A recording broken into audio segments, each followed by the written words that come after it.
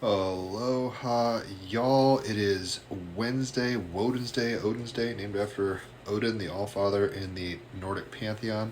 It is a Mercury ruled day. It is June 11th. It's Wednesday, June 11th. Woden's Day, June 11th. The sun is in Gemini, the moon is in Sagittarius. When they were exactly opposite, that was the full moon. It's still conjunct, or still opposite, but not exactly opposite. So we've got a whole lot of astrology to reference as we go. But the cards I've pulled for this morning are the King of Cups, very Jupiter and Mercury in Cancer, North Node of Pisces, the Hierophant, Moon, full moon in Sagittarius, and Equality, the Seahorse. So let's get into it. The King of Cups. If you're a water sign, you are a cup.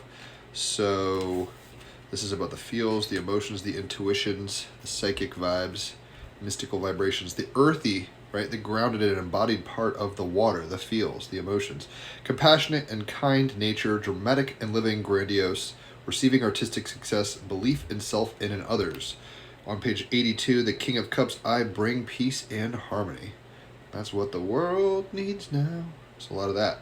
The King of Cups travels through his kingdom, appreciating a watery realm which brings such life and sustenance. Water's transformative properties are utterly unique. Its ability to freeze, melt, evaporate, heat, sublimate, and combine with so many elements make it the ultimate shapeshifter. Mercury and Jupiter in Cancer, Sun and Gemini, shapeshifting. The king is the master of this element. He can control and discipline his emotional viscosity, a man totally at ease with life. He is portrayed here as an old Rastafarian shaman smoking his pipe, Bob Marley style, always in good spirits. He has great command of the animistic realm, believing in the supernatural power which organizes and animates the material universe. North Node in Pisces, Saturn conjunct Neptune in Aries, right? There's an animistic force that drives the whole dream. Hovering over the ocean on his car-crafted throne, a unique creation, the decrepit, burnt-out car has been upcycled into something extraordinary, reflecting his capacity to redefine and reconstitute discarded or dangerous elements into something of value. Uranus and Taurus charting Pluto retrograde in Aquarius, and if you're watching the North American news, burnt-out cars are on the scene right now.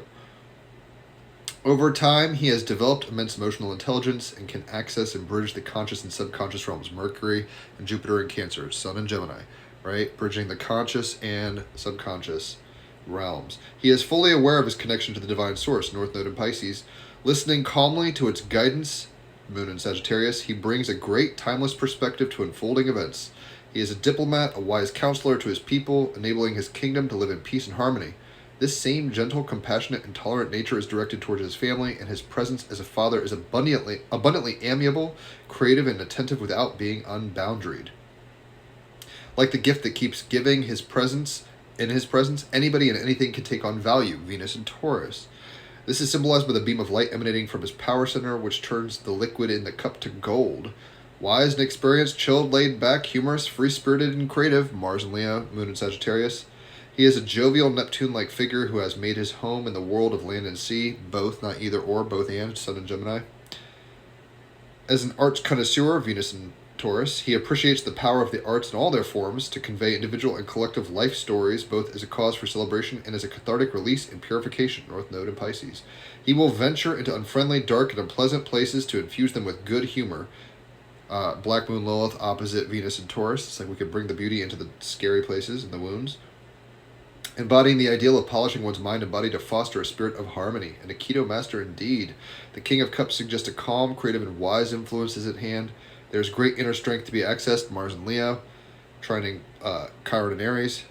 Great inner access and inner strength to be accessed, which brings with it a full, natural ease, grace, and joy.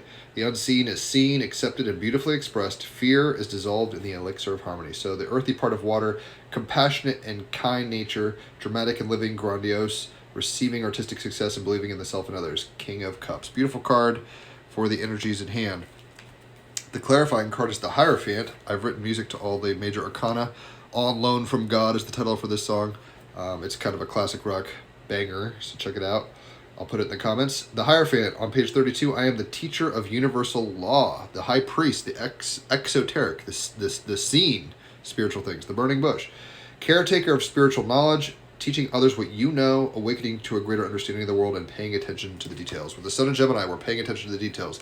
With Jupiter and Mercury conjunct in Cancer, we're trying to go with the flow and understand that, how we treat ourselves and how we treat others is a reflection of the dance we find ourselves in. That's the higher truth.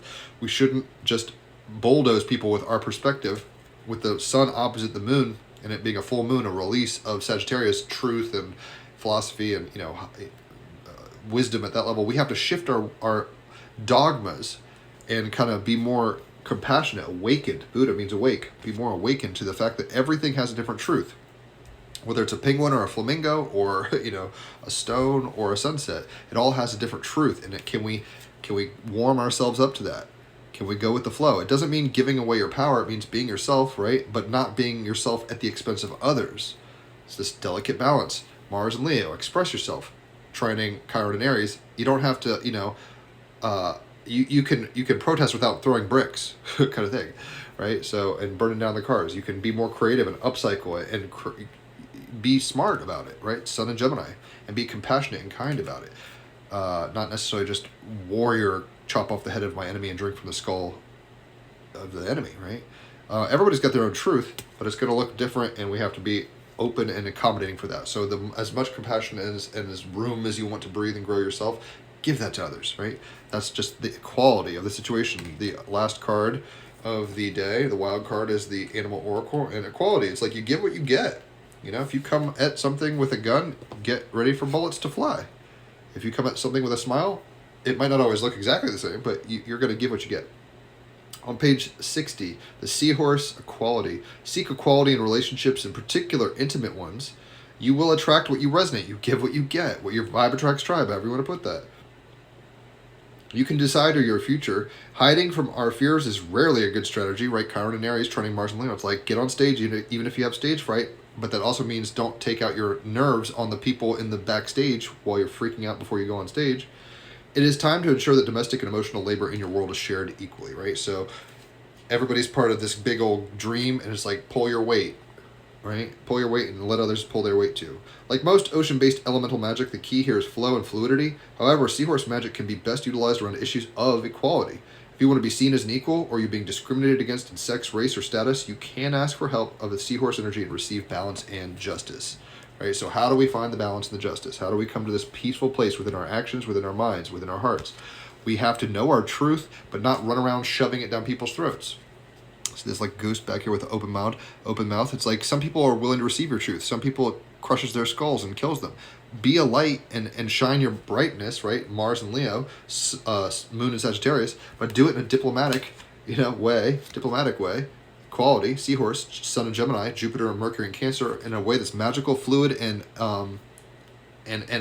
be water, my friend. Bruce Lee knows and said that like water is the strongest force because it weathers away stone eventually, right? Even though the stone is harder, persistent compassion will weather away even the hardest things. So we have to give what we want to get. If you want to, listen to Rage Against the Machine and burn down the house, guess what? You're gonna be homeless at some point, right? And have to deal with all the ramifications of that. If you sit and you're passive and you don't do anything, you're going to have a very unengaged life. It's this balancing act. It's very difficult to figure it out, but you can find the Tao, the middle way, right, the path.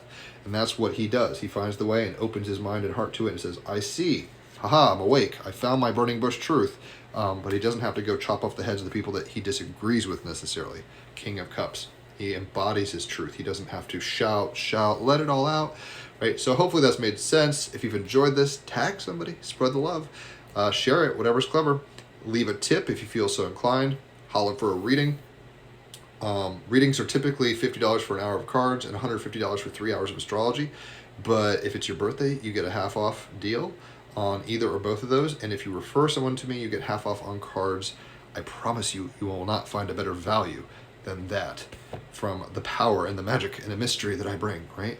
So check out the Team Rabbit Hole podcast, 315 episodes. I mean, she's been on, he's been on. We just had a death doula on, and we talked about death and dying and animals and all sorts of stuff like that. People passing on and what it means, ghosts and all sorts of cool stories with our guest, Erin Morelli. And check out the song I wrote for the Hierophant. It rocks. You'll enjoy it. So enjoy your Woden's Day. Try to release, the hurts and hang-ups and walk into the light as best you can. Check out the songs, the links, all that jazz. And I'll catch y'all on the flip side. Adios.